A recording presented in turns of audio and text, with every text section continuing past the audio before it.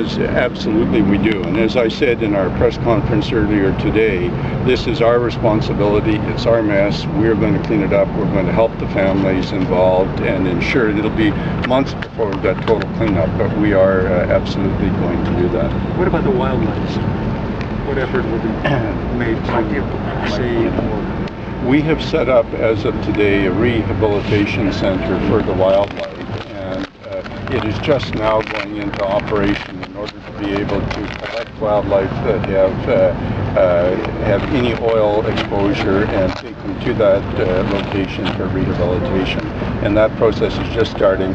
One of the things that has been requested by the fish and wildlife people is to ensure that a qualified person brings any birds, for example, that have got oil contamination to the site rather than the general public doing that. Will people be hired to do that, or will that be a volunteering?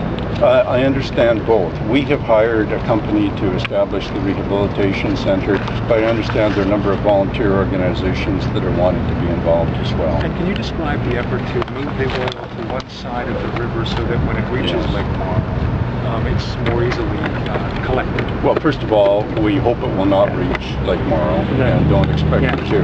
But the key thing when you're trying to contain oil on water is to ensure that you channel it to the side rather than just stringing a boom right across the entire river, because often the oil will then flow under or over the boom. So if you look at our booms on the river, they're kind of angled to pull the crude to the side where it's then vacuumed off the surface of the water. Have you had any maintenance issues with this particular pipeline at all as recently? I mean, has it been maintained? I mean, is that something you're looking into? The pipeline was installed in 1969. It's been there for a long time. There's always routine and regular maintenance on a pipeline such as this, well, any pipeline for that matter.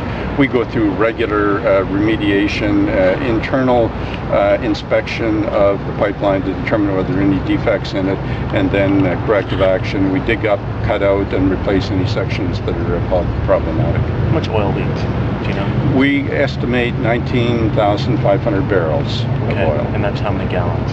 I believe it's around 840,000 gallons. And why didn't the pipeline automatically shut itself off? Why did it take so long before you knew there was a problem? Well, we did automatically shut down as soon as the pressure drop was noticed in the pipeline. And so at the control center, the operations did shut the pipeline down. Realize that when you do that, we've closed valves upstream and downstream immediately, then all the oil that's in the pipe drains out because it's under pressure. And of course, we were also in a very low area with a lot of water, so that precipitated a lot of oil coming out of the pipe. So it was unavoidable to spill 800,000 gallons. It's designed that way. Well, I wouldn't say designed, but certainly, yes. Yes, because it's effectively the distance between the two valves, depending on the terrain. You know, if you happen to have the leak in a very high area, then you're not going to get a lot of drain up out of the pipe. But if you're in a low area, then obviously it's all going to drain out.